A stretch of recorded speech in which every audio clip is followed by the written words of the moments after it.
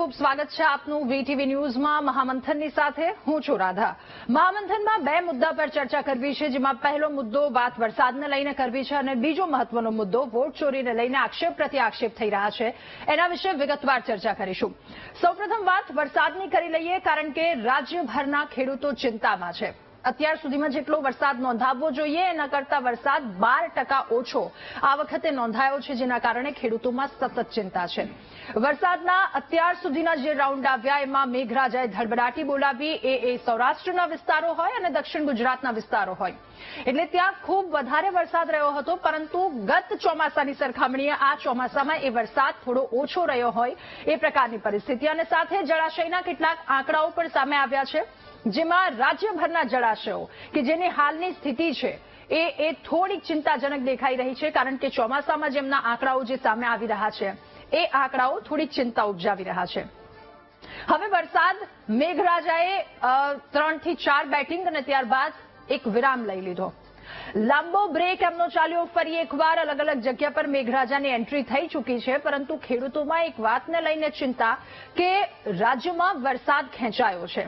હવે વરસાદ ક્યારે વરસશે? બીજી તરફ હવામાન નિષ્ણાંત કે જેમના દ્વારા આગાહી કરવામાં આવે છે કે આગામી સમયમાં સૌરાષ્ટ્ર અને દક્ષિણ ગુજરાતમાં ખૂબ વધારે ભારે વરસાદ રહેશે, એટલે પૂર જેવી પરિસ્થિતિનું નિર્માણ પણ થઈ શકે એ પ્રકારની આગાહી તેમના દ્વારા વ્યક્ત કરવામાં આવી છે। હવે એક તરફ વરસાદ ખેંચાવવાનું કારણ શું છે, ખેડૂતોમાં ચિંતા છે, અને એ વરસાદ ફરી એકવાર પાછો ક્યારે આવશે એને લઈને જે સવાલો આપણા મનમાં છે, ખેડૂત ભાઈઓના મનમાં છે, સવાલોના જવાબ મેળવવાનો પ્રયત્ન કરીશું કે એ સમય ક્યારે આવશે।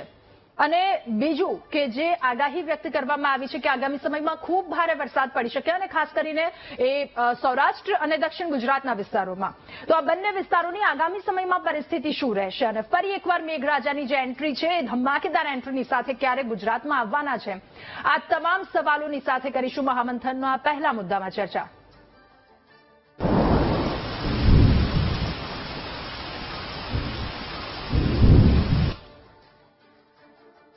ત્યારે મેઘરાજા મહેરબાન ક્યારે થશે, ખેડૂતોની પણ ચિંતા, લોકોનો પણ આ સવાલ છે। સવાલોના જવાબ મેળવવાના પ્રયત્ન કરીશું। હવામાન નિષ્ણાંત પરેશભાઈ ગોસ્વામી આપણી સાથે મહામંથનમાં જોડાયા છે। પરેશભાઈ, આપનું ખૂબ સ્વાગત છે મહામંથનમાં।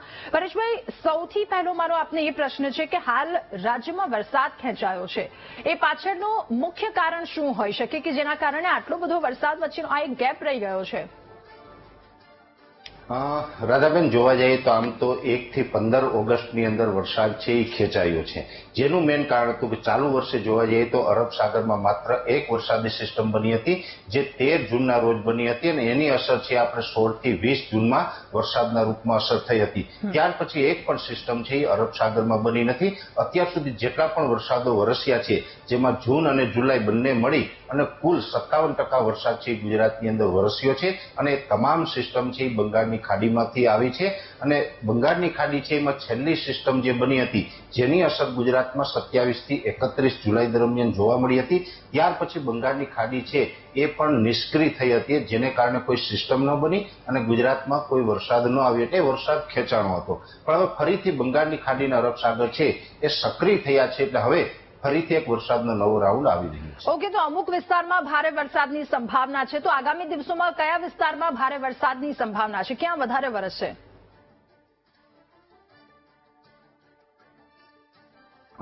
રાધાબેન, ચોક્કસથી આમ જોવા જઈએ તો લગભગ આ વરસાદનો રાઉન્ડ છે એ સાર્વત્રિક રાઉન્ડ છે, એટલે ગુજરાતના 90% વિસ્તારમાં વરસાદની અસર થવાની છે, જેમાં ખાસ કરીને બંગાળની ખાડીની જે સિસ્ટમ છે અત્યારે સાયક્લોનિક સર્ક્યુલેશનના સ્વરૂપમાં છે, જે અત્યારે આંધ્રપ્રદેશ આગળ વિશાખાપટ્ટનમ અને વિજયવાડાની વચ્ચેથી પસાર થઈ રહી છે, અને અત્યારે એ સિસ્ટમ છે એ જમીનથી 3 કિલોમીટરની ઊંચાઈ ઉપર છે, સિસ્ટમ થોડી વધારે મજબૂત થઈ રહી છે, અને એના જે આઉટર ક્લાઉડ હોય છે એ લગભગ 650 થી 700 કિલોમીટરમાં ફેલાયેલા છે। હવે આ સિસ્ટમ છે એ ધીમી ગતિએ આગળ વધી રહી છે અને ઉત્તર પશ્ચિમ દિશામાં આગળ વધી રહી છે, જેને કારણે આ જે સિસ્ટમ છે એ લગભગ 16 તારીખે એટલે કે આવતીકાલે સાંજ સુધીમાં મહારાષ્ટ્ર સુધી પહોંચી જાય તેવી શક્યતાઓ છે। જોકે એ સિસ્ટમની અસરને કારણે અત્યારે આજે 15 તારીખના રોજ પણ રાજ્યના અલગ અલગ વિસ્તારોની અંદર વરસાદની શરૂઆત થઈ છે, જેમાં દક્ષિણ ગુજરાત અને સૌરાષ્ટ્રના ભાગોની અંદર આજે પણ ઘણી જગ્યાએ સામાન્યથી મધ્યમ વરસાદો નોંધાયા છે। હવે આ સિસ્ટમ છે એ આવતીકાલે 16 તારીખે સાંજ સુધીમાં મહારાષ્ટ્ર ઉપર પહોંચે એટલે એના આઉટર ક્લાઉડ છે એ દક્ષિણ ગુજરાત અને સૌરાષ્ટ્રના દરિયાકાંઠા સુધી પહોંચી જશે. સાથે એનો જે સિયર ઝોન હોય છે એ અરબ સાગર સુધી લંબાશે અને અરબ સાગરમાં પણ અત્યારે કરંટ જોવા મળી રહ્યો છે, જેથી કરીને અરબ સાગરનો જે સંપૂર્ણ ભેજ છે એ આ સિસ્ટમમાં મર્જ થાય તેવી શક્યતાઓ છે, જેને કારણે આ સિસ્ટમ છે એ મહારાષ્ટ્ર ઉપર પહોંચી અને વધુ મજબૂત થશે. જે અત્યારે સાયક્લોનિક સર્ક્યુલેશનના સ્વરૂપમાં છે તે મજબૂત થઈને લો પ્રેશરમાં પરિવર્તિત થાય તેવી સંભાવનાઓ છે અને એ લો પ્રેશર છે એ મહારાષ્ટ્રથી દક્ષિણ ગુજરાત અને સૌરાષ્ટ્ર ઉપર થઈ અને પશ્ચિમ દિશામાં દ્વારકાથી અરબ સાગરમાં આગળ વધે તેવી સંભાવનાઓ છે, જેને કારણે આમ તો આજે 15 તારીખે પણ વરસાદ નોંધાયો, આવતીકાલે 16 તારીખથી વરસાદની તીવ્રતા અને વરસાદના વિસ્તારોમાં વધારો થશે અને આ વરસાદી રાઉન્ડ છે એ 24 ઓગસ્ટ સુધી ચાલવાનો છે, જેમાં આ સિસ્ટમની અસરથી 18, 19 ને 20 તારીખ આ 3 દિવસ એવા હશે જેની અંદર ગુજરાતમાં ભારેથી અતિ ભારે વરસાદ નોંધાય તેવી શક્યતાઓ છે, કેમ કે આ સિસ્ટમના જે સ્ટ્રોંગ પાર્ટ હોય છે એ દક્ષિણ ગુજરાત અને સૌરાષ્ટ્ર ઉપરથી પસાર થવાના છે અને જે આના જે આઉટર ક્લાઉડ છે એ દક્ષિણ રાજસ્થાન સુધી આપણે લંબાયેલા જોવા મળશે, જેને કારણે સાર્વત્રિક ઓલ ઓવર ગુજરાતમાં એટલે કે ગુજરાતના 90% વિસ્તારમાં સારો વરસાદ થશે. પણ જે અતિ ભારે વરસાદો પડવાના છે જેની અંદર ખાસ કરીને 18, 19 ને 20 તારીખ દરમિયાન અનેક વિસ્તારોની અંદર 10 થી લઈને 12 ઇંચ અને આઇસોલેટેડ વિસ્તારોની અંદર 15 ઇંચ સુધીના વરસાદોની શક્યતાઓ છે. એટલે એટલું ચોક્કસ કહી શકાય કે આવનારા 3 દિવસ જે છે એમાં વરસાદ છે ગુજરાતના જે દક્ષિણ ગુજરાતના ભાગો અને સૌરાષ્ટ્રના ભાગોને કાયદેસર ગમરોડી નાખશે, જેમાં ખાસ કરીને દક્ષિણ ગુજરાતના સુરત, વલસાડ, નવસારી, વાપી, દમણ જેવા વિસ્તારો છે અને અંકલેશ્વરના કોઈ વિસ્તારો છે એ વિસ્તારોની અંદર 10 ઇંચ કરતા વધારે વરસાદ વરસી શકે છે. ત્યાર પછી એ સિસ્ટમ જે આગળ વધશે એટલે સૌરાષ્ટ્રની અંદર સૌથી વધારે વરસાદ છે એ બોટાદના પૂર્વ ભાગો છે, ભાવનગર, અમરેલી, ગીર સોમનાથ અને જુનાગઢ જિલ્લા જેવા વિસ્તારો છે એમાં પણ 10-12 ઇંચ સુધીના વરસાદોની શક્યતાઓ રહેલી છે. ત્યારથી પછી દક્ષિણ ગુજરાત અને સૌરાષ્ટ્રના જે જુનાગઢ સહિતના વિસ્તારોમાં વરસાદની અસર થાય ત્યાર પછી 72 કલાકની અંદર જેના આઉટર ક્લાઉડ જ્યારે પાછળથી પસાર થશે ત્યારે પશ્ચિમ સૌરાષ્ટ્રમાં દ્વારકા, જામનગર અને પોરબંદર જેવા વિસ્તારો છે તેમાં પણ લગભગ 19-20 તારીખની અંદર ભારેથી અતિ ભારે વરસાદ જોવા મળે તેવી શક્યતાઓ છે. એટલે રાધાબેન, જે મેં જે તમને વિસ્તારોના જે જિલ્લાઓના નામ જણાવ્યા છે એ વિસ્તારોની અંદર 10 થી 12 ઇંચ સુધીના વરસાદની સંભાવનાઓ છે. સાથે બીજા અન્ય વિસ્તારો હશે જેમ કે કચ્છ જેવા વિસ્તાર છે, કચ્છમાં પણ 1 થી 3-4 ઇંચ સુધીના વરસાદો સંભવ છે. ઉત્તર ગુજરાતમાં પણ એકંદરે સારા વરસાદો જોવા મળશે, જેમાં આપણો નવો જિલ્લો વાવથરાદ હોય, બનાસકાંઠા, સાબરકાંઠા, પાટણ, મહેસાણા અને અરવલ્લીના પશ્ચિમ ભાગો છે એ તમામ વિસ્તારોની અંદર લગભગ 3 થી લઈને 5 ઇંચ સુધીના વરસાદો પડે તેવી શક્યતાઓ રહેલી છે. મધ્ય ગુજરાતમાં કચ્છ જેવી પરિસ્થિતિ જોવા મળશે, એટલે કે મધ્ય ગુજરાતનું વિરમગામ હોય, અમદાવાદ હોય, ગાંધીનગર, કપડવંજ, આણંદ, વડોદરા જેવા વિસ્તાર છે, નડિયાદના વિસ્તારો છે, આ તમામ વિસ્તારોની અંદર 1 થી લઈને 3 ઇંચ સુધીના વરસાદો સંભવ છે. એ સાથે જે મધ્યપ્રદેશ બોર્ડર લાગુ વિસ્તારો હશે એ વિસ્તારોમાં પણ આ સિસ્ટમ છે એ 850 એચપીએ લેવલે ઝુકાવ લેશે, જેને કારણે મધ્યપ્રદેશ બોર્ડર લેવલે જે છોટાઉદેપુર છે, દાહોદ, ગોધરા અને મહીસાગર જેવા વિસ્તારો છે એમાં પણ લગભગ 5 થી લઈ અને 7 ઇંચ સુધીના વરસાદો વરસી શકે છે. એટલે આમ તો આ રાઉન્ડ છે 2025ના ચોમાસામાં અત્યાર સુધીમાં જેટલા રાઉન્ડો પસાર થયા છે એમાં સૌથી મજબૂત અને સ્ટ્રોંગ રાઉન્ડ આને માનવામાં આવે છે અને આ વરસાદી રાઉન્ડ છે 24 ઓગસ્ટ સુધીમાં રાજ્યના અનેક વિસ્તારોની અંદર તીવ્ર અસર પાડે તેવી શક્યતાઓ હાલ અમને દેખાઈ રહી છે. તો પરેશભાઈ, આ મોસમમાં સરેરાશની સરખામણીએ કેટલો ઓછો વરસાદ આ વખતે પડ્યો છે?